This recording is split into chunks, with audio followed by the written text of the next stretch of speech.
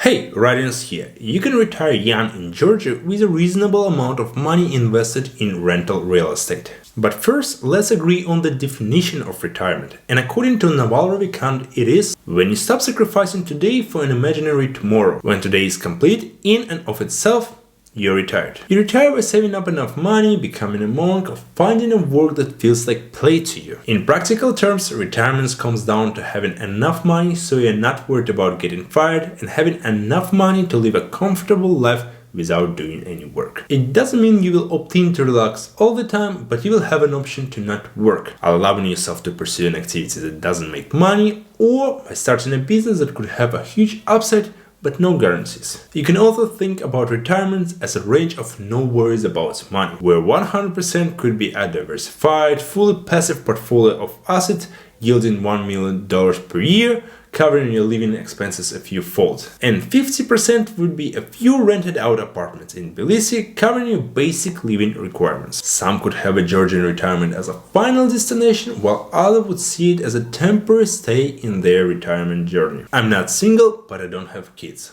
For basic living in Georgia, I would need at least $1,000 to cover basic living expenses. Therefore, to achieve a first retirement stage, we need to own a comfortable place for ourselves and rent an apartment that would generate $1,000 in pure profit. An important part here is profit. Well, I rent my old apartment for $1,050 per month, but it's revenue. I think the real monthly projected profit would be around $500. Let me explain. First, you need to pay a property tax of up to 1% of property value and 5% tax on rental income. Second, there are constant fixes and renovations to be made. Third, there could be periods when your apartment isn't rented either because of market conditions or ongoing renovation. Fourth, rent is superficially high right now because of war in the neighboring countries, bringing a lot of immigrants, driving higher demand. For example, when I came to Georgia, I paid less than $400 for an Airbnb in the center, and you could have rented an apartment similar to my old one for $500 before the war. If you're in a similar situation to me, you would need $300K to buy 3 apartments,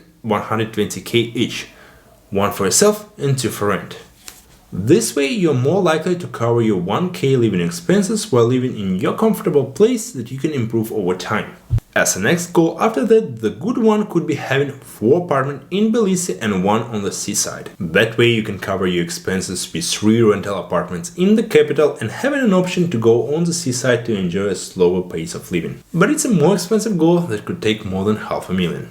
Georgia is a good country for financial freedom and early retirement, and especially now with more opportunities open through remote work. You can save more of your income here compared to the Western countries. And if you have a business overseas, you can have a tax exemption. But maybe putting all your money into Georgian real estate wouldn't be the best long-term strategy, as it's not a diversified approach. However, it might be worth it if you keep working and earning extra money that you could put into other types of assets over time. To improve your work habits and get the most out of your time, check out my productivity app at increaser.org.